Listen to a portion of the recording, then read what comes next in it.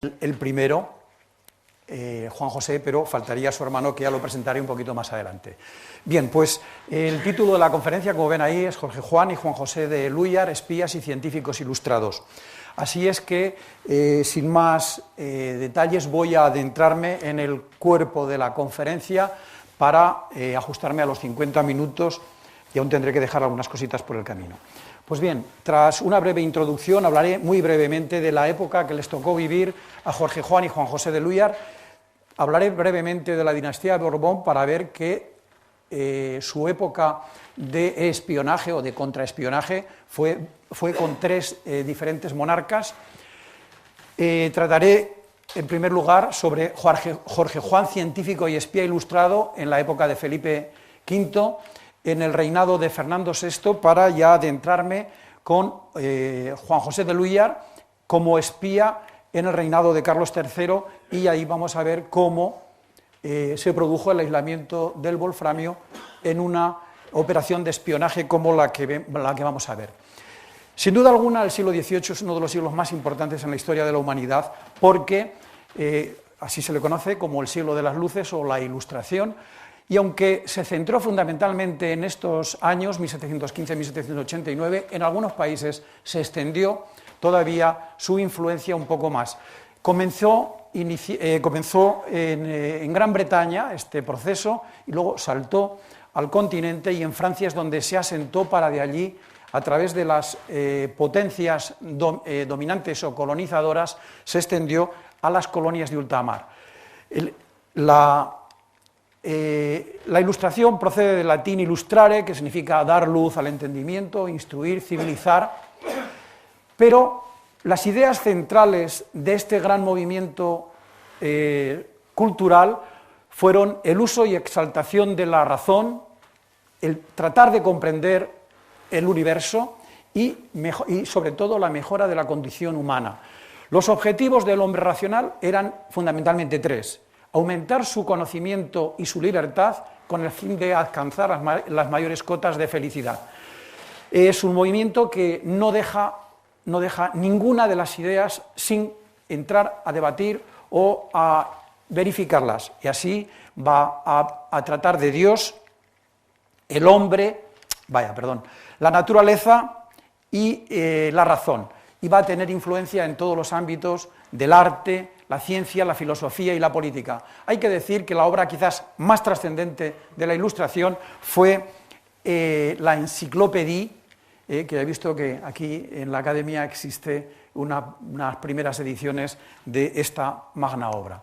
Bien, la dinastía Borbón comienza prácticamente el siglo XVIII con ella, tras la muerte de Carlos II el Hechizado, perteneciente a la Casa de Austria. Es decir, que esto nos va a llevar a un conflicto, va a tratarse a nivel interno de una guerra civil, pero a nivel externo va a producir un gran conflicto, como veremos más adelante, en la que se van a implicar un gran número de potencias europeas. Vemos que tuvo un largo reinado, desde 1700 a 1746, con un breve interregno durante el cual reinó su hijo Luis I durante 8 meses. A él le sucedió su hijo Fernando VI, y este es un personaje importante para nuestra historia, y a él le sucedió su hermanastro Carlos III, y a este a su vez Carlos IV. Es decir, que prácticamente los Borbones nos van a llenar el siglo XVIII, pero una cosa importante en nuestro relato es que España estuvo unida a Francia a través de los pactos de familia que empezaron a firmarse en 1733, 43, 1761 y se amplió en el 68 y fue renovado en 1779. ¿Para qué estos pactos? Para controlar a su enemigo acérrimo y controlar el poderío, sobre todo naval, de los británicos, tanto en Europa como en América. No voy a entrar en detalles, pero simplemente decirles que el siglo XVIII fue un siglo sangriento para España. Es decir, si simplemente tenemos en cuenta, después de la subida de Felipe V al trono, comienza en 1701 la Guerra de Sucesión, que va a ser, como ya he dicho, una guerra internacional o una guerra civil para nosotros. Va a haber dos tratados en los que se va... Pero fijarse bien que hay veces que hasta se solapan unas contiendas con la otra, como por ejemplo esta de aquí, la guerra del asiento o guerra de la oreja de Jenkins con la guerra de sucesión austriaca. Es decir, que el reinado de Felipe V se caracterizó por un reinado muy belicoso. Cuando le sucede su hijo Fernando VI, este dice: yo no quiero una situación como la que vi en la vida de mi padre. Y entonces él pretende, a él se le llama el prudente, entre otros nombres, y él pretende que se firme una paz lo más segura posible, es decir, que no haya problemas ni con los franceses ni con los británicos. Y ese va a ser el principal objetivo de su reinado. Se va a firmar el Tratado de Aquisgrán, y desde aquí, en este periodo de 1748 a 1754, es cuando el marqués de la Ensenada se va a hacer con las riendas del gobierno y va a tener un poder muy importante, de manera que hasta su caída y destierro, pues justamente es donde va también a tener cabida esa gran personalidad, ese gran científico cual fue Jorge Juan, porque él fue su maestro de espías, como veremos. Bien, luego le sigue la Guerra de los 7 años, más guerras, subida al trono de Carlos III, más guerras de nuevo. Otro periodo que nos interesa es este, de 1783, cuando se va a firmar el Tratado de Versalles o de París, el 3 de septiembre de aquel año. Más guerras, incluso después de que desaparecen los Borbones en Francia, seguimos peleándonos con los franceses, con la Guerra de la Convención, etc. Y al final, después de toda esta tragedia que vamos a ver por no haber desarrollado el modelo inglés modificado que proponía Jorge Juan, nos vamos a ver abocados a la batalla de Trafalgar, donde se va a imponer definitivamente el poderío naval británico sobre las armadas francesa y española. Bien, dicho esto, vamos entonces a entrar en materia con nuestros dos espías y científicos ilustrados. Jorge Juan, que como vemos vivió 60 años, y Juan José de Luis tan solo pudo vivir 42 años y en unas condiciones no muy buenas, es decir, más bien adversas. Bien, donde voy a centrar el cuerpo de esta charla va a ser fundamentalmente en los dos grandes proyectos, en la medida de 1 grado del arco de meridiano terrestre en la línea ecuatorial en la Real Audiencia de Quito, que duró desde 1735 a 1745. Felipe V fue el protector de esta gran idea, de esta gran apuesta por este viaje científico. En aquel momento el secretario de Estado era José Patiño. La expedición científica, entre otros científicos, entre otros académicos franceses, figuraban la Condamine, y se le conoce como la expedición de la Condamine, aunque el jefe de la expedición era casualmente Louis Gaudin. Y aquí Jorge Juan y Santa Cilia va como teniente de navío y contraespía, ya veremos cuál era su función, al igual que Antonio de Ulloa y de la Torre Giral, también teniente de navío y contraespía. El otro proyecto de espionaje, eran como contraespía, el otro va a ser como espías, es decir, el marqués de la Ensenada en este periodo va a crear una red de espías y se va a apoyar fundamentalmente tanto en Jorge Juan como Antonio de Ulloa, pero sobre todo en Jorge Juan, porque tenía 3 años más que Antonio de Ulloa. Fernando VI era, como sabemos, un pacifista, pero el marqués de la Ensenada, él decía, sí, una paz, pero armada. Es decir, que mientras estamos en paz o tratando de desarrollar esta paz con los ingleses, pero hay que estar despabilados porque esto se acabará. Y finalmente, Jorge Juan va a jugar un papel fundamental como matemático, marino, espía y muchas más cosas. Bien, el tercer proyecto es el proyecto de espiar a los ingleses su modo de fabricar los cañones para la marina en Carron, en Escocia, y va a durar durante todos estos años, de 1777 a 1783. El rey Carlos III, es el conocedor del plan, el que va a organizarlo, el que va a urdir la trama, va a ser el marqués de González de Castejón, un ilustre tudelano de Navarra. que era secretario de Estado de Marina, su amigo y colaborador, el capitán de navío José Domingo de Mazarredo, este era de Bilbao, es el que va a buscar los contactos, porque frente a los otros casos, ahora ya no van a ser oficiales de la Marina o artillería los espías, sino que van a ser civiles. Y entonces para ello se va a buscar una tapadera, cual va a ser la Real Sociedad Vascongada de los Amigos del País, para encubrir a el espía, a Juan José de Luyar, que va a ser el científico, el espía científico, y su hermano Fausto, que le va a acompañar, pero como profesor de mineralogía y ciencias subterráneas en formación. Es decir, que para encubrir esa operación de espionaje se va a darle a aquello un proceso, un plan de investigación y de conocimiento de estos dos. Bien, aquí tenemos la lápida funeraria que se encuentra en el Panteón de Marinos Ilustres en San Fernando, en Cádiz. Aquí es donde hay un resumen muy interesante, aunque está en latín, de los méritos que atesoró Jorge Juan.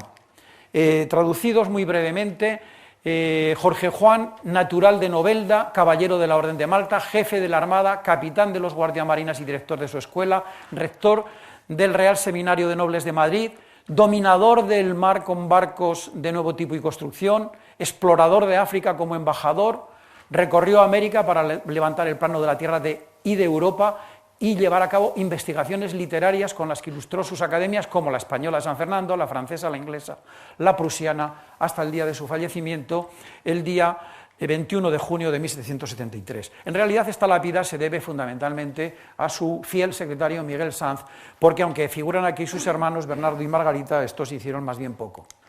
Bien, muy brevemente, porque quiero destacar aquí, tengo muchísimas más, tengo otra diapositiva, pero la he suprimido, de méritos que fue acumulando en su vida Jorge Juan, pero fue un ilustrado, fue un viajero impenitente. Hasta cuando estaba en la metrópoli se dedicaba a viajar, cuando no estaba en Almadén estaba en Ferrol o en Cartagena o en Cádiz, es decir, o en Madrid.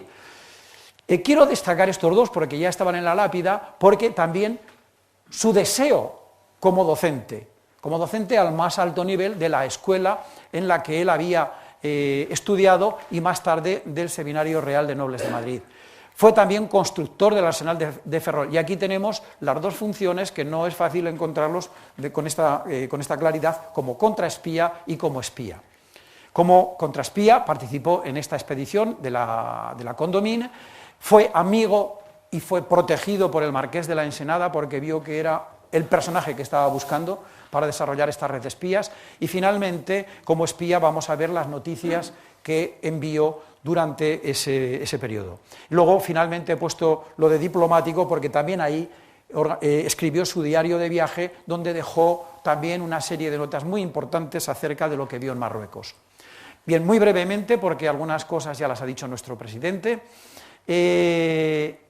Nació en Novelda, sus padres se casaron por segunda vez después de haberse quedado viudos. Bernardo y Violante tuvieron 3 hijos, él fue el mayor, y dos hijos, su hermana a continuación, 1714, y su hermano menor, 1716. En Monforte del Cid pretenden que naciera allá, pero allí es donde fue solo bautizado. Allí donde nació fue en Novelda. Eso, todos los historiadores se ponen de acuerdo en esta cuestión. Fallece su padre, esto es importante porque también va a ocurrir lo mismo con nuestro otro espía, porque también va a fallecer, en ese caso, su madre a una edad muy, muy temprana. En este caso no tenía los 3 años y en el otro caso los 4 años. Estudió primero en el Colegio de los Jesuitas de Alicante con su tío paterno Antonio, en Alicante, y en Zaragoza estudió gramática y matemáticas, cuando su tutor fue su tío Cipriano. Fue enviado a Malta para recibir el hábito de la Orden de San Juan de Jerusalén, lo que equivalía a ser caballero de la Orden de Malta. Llegó a ser paje del gran maestre del portugués, don Antonio Manuel de Villena. Le concede el título al que ya se ha hecho mención. Y, muy importante, esta es una condición muy importante, la condición de caballero de Malta implicaba el celibato durante toda su vida. Regresa a España de Malta ingresa en la Real Compañía de Guardiamarinas, pero tiene que esperar 6 meses para ingresar en la academia donde va a cursar, obsérvese, las asignaturas geometría, trigonometría, astronomía, navegación, hidrografía, cartografía, dibujo, música y danza. Sus compañeros le conocían como el Euclides español.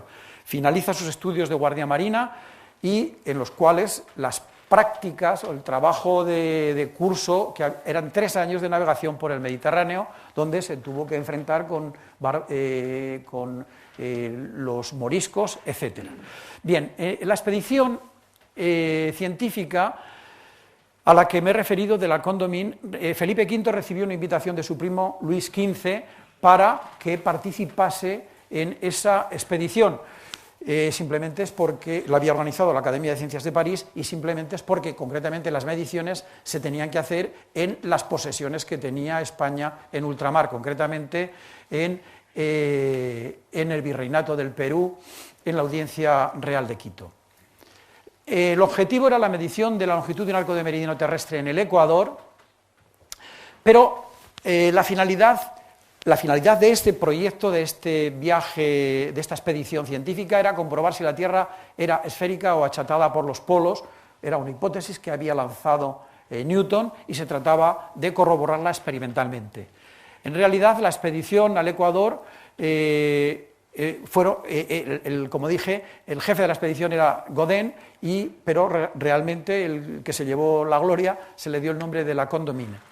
Por otro lado, había otra expedición al Polo Norte, concretamente a Laponia. En este caso, el jefe de la expedición era Maupertuis. Entonces, en función de los datos que trajeran de estas 2 expediciones, su comprobación nos llevaría a corroborar o no si la Tierra era esférica o era esférica achatada por los polos. Como contraespías españoles se unieron a esta expedición Jorge Juan, que tan solo contaba 21 años cuando fue propuesto, y Antonio de Ulloa, que aún tenía menos, tenía 18 solo. Para no ir de guardias marinas, pues fueron ascendidos a tenientes de navío, con lo cual era un ascenso muy importante. Las misiones de cada uno de ellos, en la misión Jorge Juan iba como astrónomo, matemático, para realizar estudios de hidrografía, para informar de la situación del Virreinato del Perú, que esto luego se va a traducir en las noticias secretas, y sobre todo para el control de la información que están recogiendo los franceses. Ahí es su función de contraespía. Lo mismo, la misma función va a realizar en este sentido Antonio de Ulloa, pero él va como naturalista, geógrafo e historiador y antropólogo. La duración de la expedición duró para Jorge Juan de 1735 a 1746 y para Antonio de Ulloa un año más porque, como veremos, cayó en manos de los británicos. Bien, embarcan en 1735, el 28 de mayo, y desembarcan en Cartagena de Indias el 9 de julio. Además de ir ellos, tenían una importante misión y era conducir al virrey del Perú desde Cádiz hasta Cartagena de Indias, al marqués de Villagarcía. Ellos llegaron antes que los 3 académicos, me he dejado Pierre Bouguer, Godin y la Condamine. Pierre Bouguer, cuando vio a los 2 científicos que les habían mandado España, dijo, pero ¿de dónde han salido aquí estos pipiolos? O sea, se molestó, en definitiva, porque su juventud, en comparación con ellos, observese que él había nacido antes del comienzo del siglo. Los resultados de las 2 expediciones condujo de una forma contundente a que la Tierra era achatada por los polos.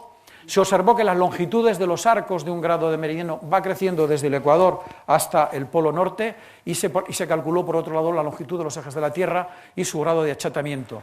Muy importante es que tuvieron que interrumpir en repetidas ocasiones sus investigaciones para ir a ayudarle a socorrer al virrey de Perú para neutralizar los ataques del almirante Vernon y del comodoro George Sanson. Con este se va a encontrar Jorge Juan en Londres. Completan su formación como astrónomos, tienen que mejorar los equipos científicos que se han llevado a hacer sus mediciones. Importante es el dato de que Antonio de Ulloa descubrió el platino en 1735, aunque hasta 1748 no fue publicado.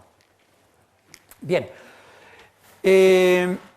la expedición, ya una vez que pasaron allí grandes calamidades, grandes penalidades, les recomiendo el libro del profesor Emilio Soler Pascual, Viajes de Jorge Juan y Santa Cilia, que es una delicia, y allí tienen realmente un relato de las calamidades, de las penalidades que tuvieron que ir, no solamente en sus viajes de ida y regreso, sino durante su estancia y sobre todo en su control de los británicos en el Pacífico.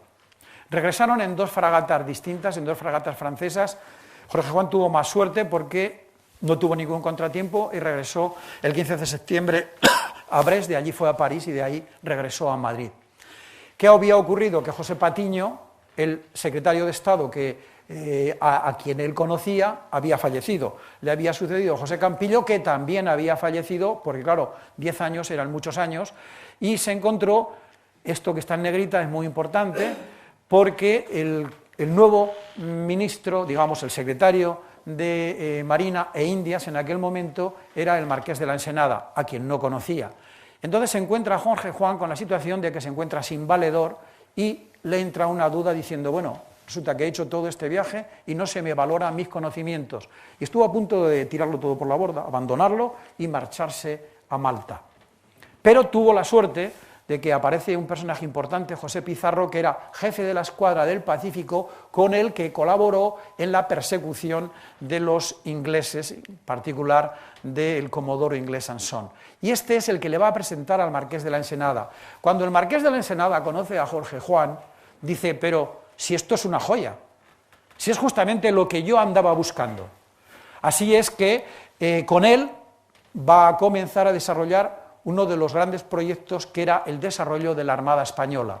Entonces, Jorge Juan y Antonio de Ulloa, que también lo va a utilizar un poco más tarde, porque él viene un poco más tarde y se va a incorporar a este proyecto de espionaje más, un poquito más adelante, y va a generar su red de espías del marqués de la Ensenada. En el año 46, la CON también propone a Jorge Juan como miembro correspondiente de la Academia de Ciencias de París. Bien, Ulloa regresa en otra fragata, en la Deliverance, o la Deliverance en francés, es apresado por los británicos y cuando va a caer en manos de los británicos, tira por la borda importantes documentos, los que ponían en mayor compromiso a España, pero salvó los documentos, la mayor parte de los documentos científicos. Cuando es llevado a Londres, el almirantazgo dice, no, esta documentación tiene que pasar a la Royal Society of Londres para que la evalúen. Entonces, cuando revisan esa documentación, ven que el trabajo que había realizado Ulloa era tan importante que el presidente, Martin Folks, le va a proponer como ese mismo año, a finales, en diciembre, como socio de la Royal Society. Es ascendido a capitán de fragata, igual que lo había sido Jorge Juan. Pero el viaje, en cualquier caso, para Antonio de Ulloa fue después de 11 años y 2 meses. Bien, cuando ya empieza ya su labor de espía en Londres, va a comenzar, aunque el nombramiento en donde le da la instrucción secreta procede de 1748, en realidad va a transcurrir entre marzo de 1749 y mayo de 1750. Una de las cosas que ocurría en aquellos tiempos es que se cambiaban de nombre, es decir, disfrazaban para darle una apariencia distinta y que no les pudieran identificar. Entonces se llamó Mr. Josuès desde marzo del 49 hasta que ya lo empiezan a detectar, cambia de nombre por Mr. Sublevant y finalmente cuando ya pasa al canal toma el nombre de Monsieur Montmort. Fueron con él 2 colaboradores, José Solano y Bote, que eran guardiamarinas, que en principio para disfrazar la operación eran matemáticos en formación con destino en Londres, y Pedro de Mora, pero además Jorge Juan se preocupó de captar a británicos e irlandeses para su misión de espionaje, como Richard, entre otros, hay una cantidad impresionante. que era Richard Ruth, que era comerciante y constructor de navíos, su agente comercial, Morris Larey, que era un maestro velero, fabricante de velas, el padre Lynch, un sacerdote católico que lo tuvo allí espiando en la ribera del Támesis, y Diego Morgan, que era un empleado de la embajada y que hizo un papel también muy importante. Bueno, muy brevemente, sí, a nivel de telegráfico, en marzo ya empieza a enviar, llega el 1 de marzo y el 6 ya empieza a mandarle al Marqués de la Ensenada noticias de lo que estaba ocurriendo en la ribera del Támesis. Noticias sobre construcción naval, un plano de un navío que le había encargado encarecidamente el Marqués de la Ensenada, de este constructor naval, sobre el lacre, sobre la máquina de limpiar puertos, la de blanquear cera, la de imprimir en inglés, que aquí eran bastante deficientes, las impresoras que había en España, las máquinas de hacer lacre, sobre una fábrica de paños de Londres, recomendación del uso del vapor. Esta es muy importante, el método de sacar a los maestros constructores de Inglaterra, una máquina de fuego para limpiar puertos, y esto es esencial, los defectos que él había observado en la construcción naval inglesa. Y esos son los que se van a utilizar desde ese momento en la construcción de los navíos en España hasta naturalmente la caída del Marqués de la Ensenada. Adquiere cantidades importantes de libros y material instrumental científico, tanto para la Academia de Cirujanos de Cádiz como para el Seminario Nobles de Madrid. Él levanta la liebre que en mayo de 1750, es la última labor que va a poder hacer, es que los ingleses están pretendiendo atacar América, están organizando planes para atacar América, entonces tiene que huir deprisa y corriendo en un mercante vizcaíno, en el Santana de Santoya, se libra por los pelos de no ser atrapado, porque el padre Lynch, entre otros, cayó en manos de los británicos, y pasa al otro lado de él, y allí se encuentra con sus dos colaboradores que habían ido con él. Bien, hay que también destacar la labor de Jorge Juan como escritor.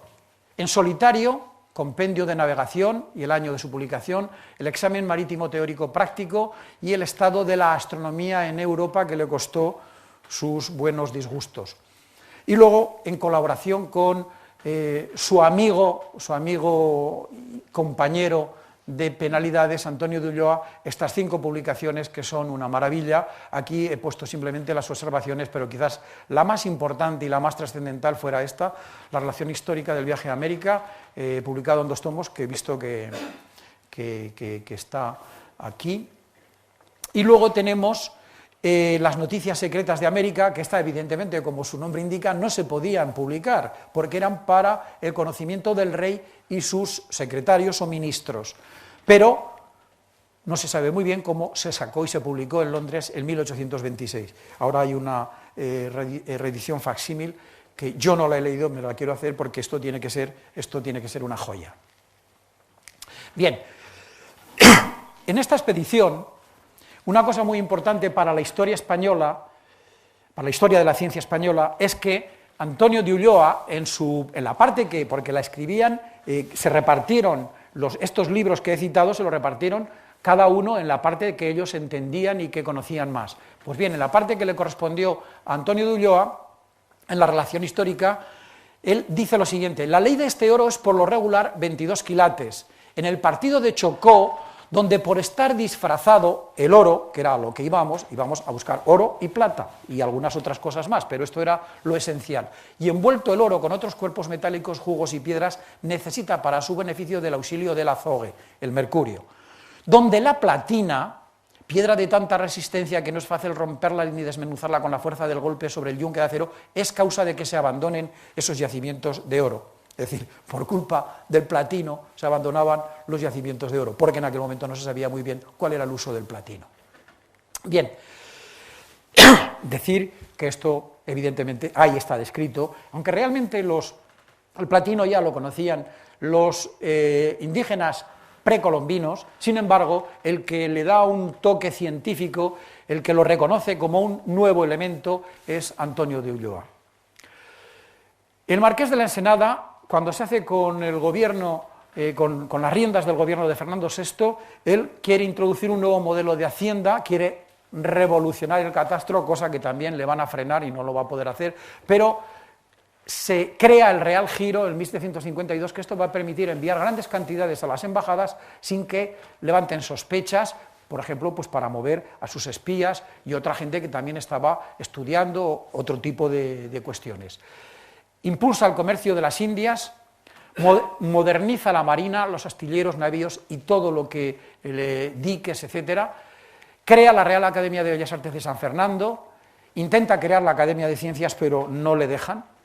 Concordato con la Santa Sede en 1753 y la creación de esa red de espías a la que me he referido desde el 48 al 54, que es cuando cae el 20 de julio por las presiones de, naturalmente, pues quién iba a ser, gente sobre todo de la casa, pero manipulados y manejados por un personaje muy inteligente que era el embajador inglés en España, Benjamin King, que cuando se entera por medio de Ricardo Wall que ya este era el embajador de España en Londres, escribe lo siguiente: los grandes proyectos de Ensenada para el fomento de la marina han sido suspendidos, pero lo más importante es lo siguiente: no se construirán más barcos en España. Es decir, que Gran Bretaña, a través de su embajador, había conseguido mover a una serie de personajes importantes, entre otros el duque de Alba, también intervino el embajador de Francia, que no era muy listo porque este era un cotorra, y entonces, bueno, pues cayó en desgracia, y con esto el plan de espionaje del Marqués de la Ensenada. Bueno, también, en cierto modo, el Marqués de la Ensenada cayó en desgracia, pero lo que ocurre es que Jorge Juan no pudo tener el recorrido que podía haber tenido, porque podía haber sido muy bien secretario de Estado de Marina, porque tenía conocimientos más que muchos otros que lo ocuparon.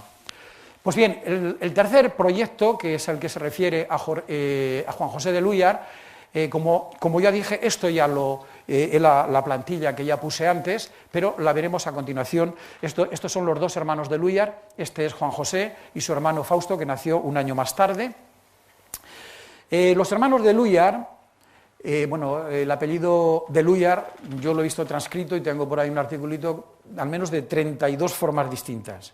Así es que, esta es la que aparece en su partida de bautismo, esta forma. Bien, eran de origen vasco-francés, sus padres se casan y en el año 1751, y aquí es donde se puede hacer el chiste, que por poco no nacieron en Bilbao los hermanos de Lúyar porque sus padres emigraron a Bilbao. Obsérvese, en 1751 era un periodo de bonanza económica en España, que era cuando estaba el Marqués de la Ensenada al frente de la mayor parte del gobierno. Jorge Juan nace en 1754, su hermano Fausto el año siguiente y su hermana María Lorenza en 1757. Y en el 58 fallece su madre, con lo cual, cuando contaba tan solo con 4 años. Hay una cierta comparación en cuanto a sus vidas. En 1764, es decir, en diciembre del año pasado, estamos celebrando el 250 aniversario de la fundación de la Real Sociedad Vascongada Los Amigos del País, por su insigne director y los caballeritos de Azcoitia, Xavier María de Munive y Diáquez. Del periodo 72-77, su padre, Juan de Lúyar, que se traslada a Logroño en 1753, y de ahí que nazcan en Logroño los 3 hijos, es contratado como cirujano latino del Hospital de Logroño. Y entonces él tenía unos buenos emolumentos, pero además se dedicó a destilar vinos para generar aguardientes, con lo cual le procuraba tener unos buenos ingresos.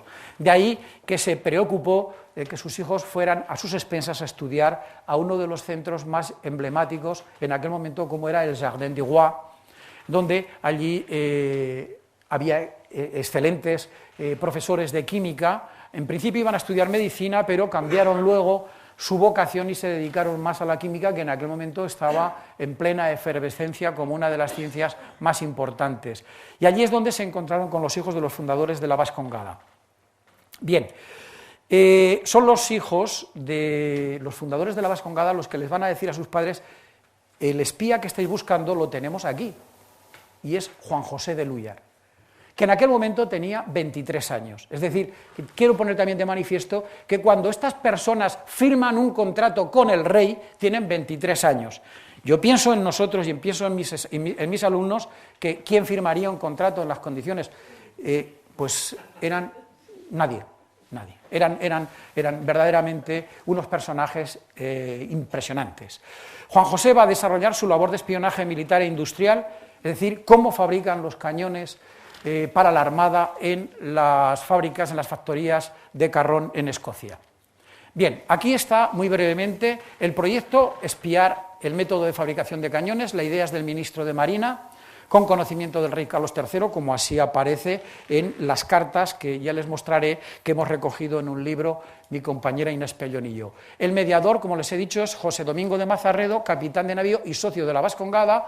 Va a actuar como institución colaboradora de Tapadera, la Vascongada, y los responsables, los que van a tener una información directa del ministro de Marina, son su director y el secretario perpetuo, el marqués de Narros.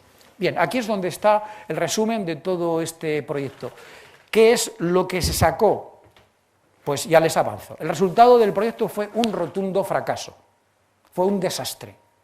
Pero el resultado colateral, los hermanos de Luyar pudieron aislar el wolframio, el único elemento químico de los 118 que se conocen, que ha sido aislado en territorio español, concretamente en la península ibérica. Suelo extender yo la cosa, concretamente en Vergara. Pues bien, el proyecto comienza en febrero de 1777, con esa primera carta del marqués a su colaborador Mazarredo, y finaliza 6 años más tarde, cuando ya se estaba perfilando los prolegómenos del Tratado de Versalles.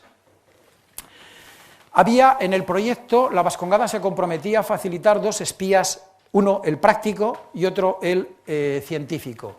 El espía práctico no, después de algunos rechazos y de descartar a algunas personas, se quedaron con Ignacio de Montalvo, que también, como era costumbre de los espías, había que cambiarle el nombre por el de José Martínez. El espía científico fue Juan José de Luyar y su hermano, en ese periplo, es decir, estos 2 grandes espías y científicos ilustrados fueron grandes viajeros, no olvidarse, y además sabían idiomas. El Fausto le va a acompañar, como ya he dicho, como profesor en formación. ¿Qué contrapartidas va a obtener la Vascongada de este proyecto?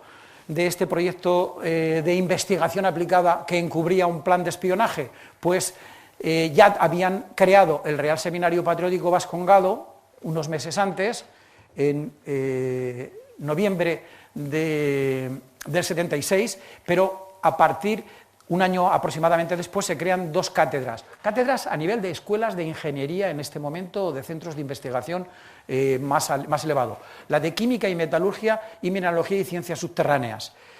Además, se creó el Laboratorium Chemicum, es decir, el laboratorio de investigación. Y por otro lado, se dotó el Gabinete y Depósito de Minerales, que tenían una gran colección de minerales traídos de sus viajes por Europa. ¿Cómo se beneficiaron? Pues había 15.000 reales de vellón por cada cátedra y año. Yo he estimado que el real de vellón en este momento estaría entre 12 y 15 euros. 6.000 reales para crear el Laboratorium Chemicum y 3.000 para dotar el Gabinete y Depósito de Minerales. Ya les dije que fue un completo fracaso. El viaje fue muy interesante. De los 2 hermanos, el único que fue a Suecia para colaborar, para seguir un curso de alta química con el profesor Torbjörn Olof Bergman, fue Juan José, porque a Fausto lo reclamaron en 1781 en septiembre, para que se incorporara a la cátedra y que diera las clases, que ya había tenido tiempo de formarse. Bien, todo esto lo hemos recogido, como le dije, mi compañera Inés Pellón y yo mismo, en este libro. Lo que en realidad lo que hemos hecho ha sido transcribir una fuente de una riqueza increíble, donde está todo esto, el legajo 718 de Marina, donde aquí hay 3 partes bien claras: el espionaje, las cátedras, también el azar. El aislamiento del wolframio es la consecuencia de todo esto, porque ¿cómo se produce? Bueno, pues cuando ya el marqués le dice que regrese, que ya se ha acabado, que además los informes que le han pasado no le sirven para nada, está muy disgustado, y entonces los hermanos de Luyar se van a encontrar de nuevo en Vergara a finales de mayo o principios de junio de 1783. En muy poco tiempo, obsérvese, vamos a poner principio de junio y finales de septiembre, ya presentan su memoria, a la que me voy a referir, en la que presentan el artículo original del aislamiento del wolframio, concretamente el día 28 de septiembre de 1783. Aquí están los dos minerales, la scheelita, que es el wolframato de calcio, y la wolframita, que es un wolframato de hierro y manganeso. El problema que tenemos con tungsteno, wolframio, pues nace de aquí.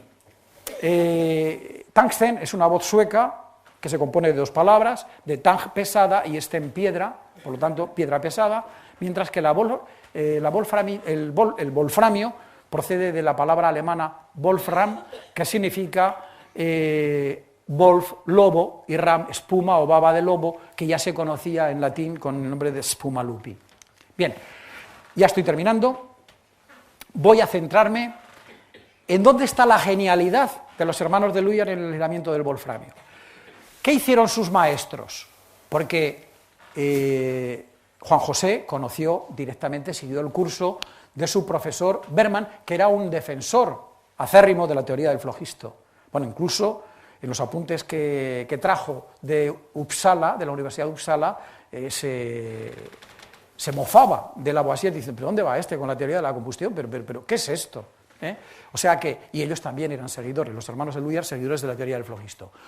Los investigadores suecos llegaron hasta aquí, es decir, partieron, y esto está recogido en ese trabajo que les he comentado de los hermanos de Luyar, parten de este mineral, de la scheelita, obtienen el ácido tungústico, que es así como lo llaman ellos, y obtienen el polvo amarillo. En aquel momento no se conocía como óxido, sino una cal, y a partir de las cales se obtenían los metales, según la teoría del flogisto.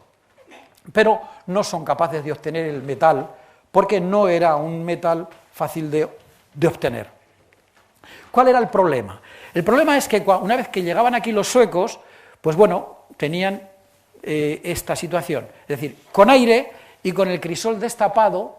Bueno, lo del oxígeno ya se conocía, lo pongo ahí para que se vea mejor. ¿Qué pasaba? Claro que tenían el wolframio metálico, pero en esas condiciones de trabajo lo que hacía era reoxidarse y se obtenía el trióxido de wolframio. Pero esto lo van a observar los propios hermanos de Luyar en su trabajo. Ya voy a entrar en el trabajo propiamente dicho. Bien, no voy a seguir todo esto porque en realidad lo que nos interesa es llegar aquí. El polvo al que se refieren ellos, el polvo amarillo, que es esta cal, este óxido, en presencia de carbonilla, sin aire, en un crisol de Zamora y bien tapado, esa es y a un fuego fuerte, entonces se obtiene el metal. Y esto es lo que les voy a comentar en la descripción que les voy a mostrar de los propios hermanos de Luyar. Entonces, cuando obtuvieron una muestra de estas y no dejaron enfriar suficientemente el crisol, una vez que este polvo de color gris acero se puso en contacto con el aire, a pesar de que seguía existiendo el crisol de Zamora, pero no se enfrió lo suficiente, lo que obtenían era la cal, es decir, el producto de partida, el producto de partida este de aquí. Y esto es lo que les pasaba a los suecos. Entonces, esto afortunadamente, yo a mis alumnos les digo, todo lo que descubráis, si no lo podéis patentar, escribidlo, porque si no, vendrán otros y os lo levantarán.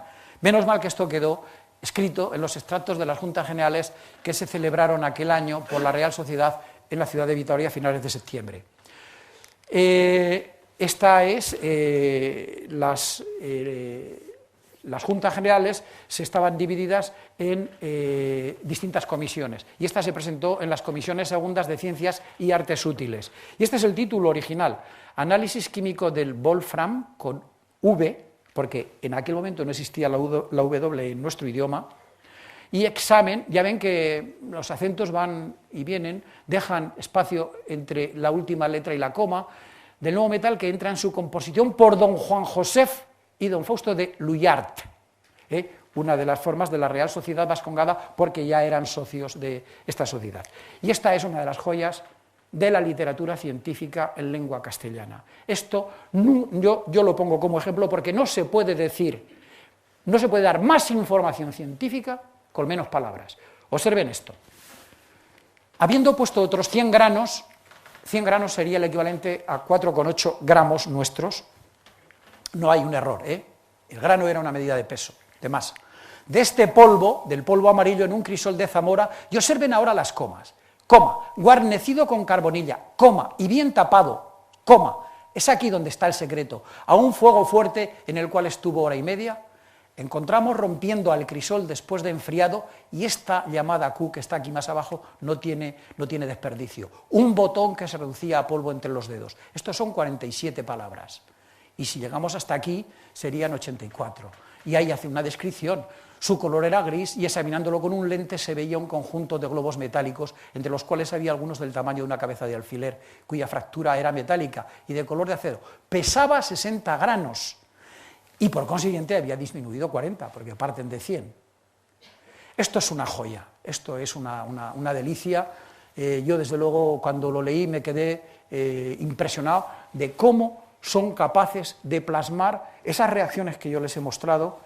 Claro, ahora es muy fácil, pero eso es justamente lo que ellos expresaron. Y finalmente, esta llamada es justamente lo que les pasaba a los suecos. La primera vez que hicimos este experimento rompimos el crisol sin dejarlo enfriar enteramente, y así que tuvo la materia contacto con el aire, se encendió y su color gris, el metal, se volvió en un instante amarillo, la cal o el óxido. Ya estoy terminando, se publicó al año siguiente en francés, en la Real Academia de Ciencias de Toulouse, sur la nature du Wolfram, a pesar de que aparece ahí, pues esto no lo tuvo en cuenta Lavoisier y él puso tungstén, y entonces una de las fuentes de que tengamos problemas con el nombre, pues sea el propio Lavoisier. Ya finalmente, dos pinceladas para demostrarle cómo era reconocido por propios y extraños Juan José de Luyar. Sobre la dificultad de aislar el wolframio, Klaproth, aquí tienen una breve reseña de Klaproth, Martin Heinrich Klaproth, químico analítico y farmacéutico, descubrió él en 1789 el uranio y el circonio, y 4 años después codescubrió el cerio. Fue profesor de química en la Universidad de Berlín y gran propagador de las teorías de Lavoisier en Alemania. Bueno, pues él decía, refiriéndose a Gerard Luyar, a Juan José, hasta el presente, es decir, 3 años después, solo Gerard Luyar ha tenido éxito en conseguir el metal, el wolframio. Es decir, se rendía diciendo, ¿cómo lo han hecho? Que todavía yo no, con la receta y no lo sé hacer. Otra referencia importante es de su gran amigo, José Celestino Bruno Mutis-y-Bosio, el que reclamaba para él los nombres de sabio minero, sabio químico, sabio minero y gran científico. E incluso llegó a emitir un informe reclamando que desde la corte, y esto es entrecomillado, se le diera el tratamiento que le correspondía y se le debía por su categoría de gran científico. Y ya termino con la última referencia. Esta es de Alexander von Humboldt, el gran naturalista, viajero y científico alemán, cuando pasó por las instalaciones que había dejado Juan José de Luyar a su muerte, reconoció y elogió los trabajos de minería realizados por Juan José durante su estancia en Colombia. Él fue, pues eso, cuando volvió había muerto el ministro que le había mandado para allá, aunque no estaba muy contento con su actuación, y entonces pues le tuvieron aquí entretenido en la metrópoli y luego lo mandaron como director general de la minería en el Reino de Nueva Granada. Y es aquí donde coincidió, e incluso tuvieron la explotación conjunta de algunas minas que no les fue demasiado bien, Mutis y Juan José de Luyar. Y entonces, cuando vio aquellas instalaciones que todavía persistían después de la muerte de Juan José, se quedó impresionado y reconoció que aquello no lo podía haber hecho cualquiera, sino un gran científico, un ingeniero de minas. Y ya con esto termino, dándole las gracias por su atención y espero que nuestros dos espías eran unos espías muy bien ilustrados y unos grandes científicos. Muchísimas gracias.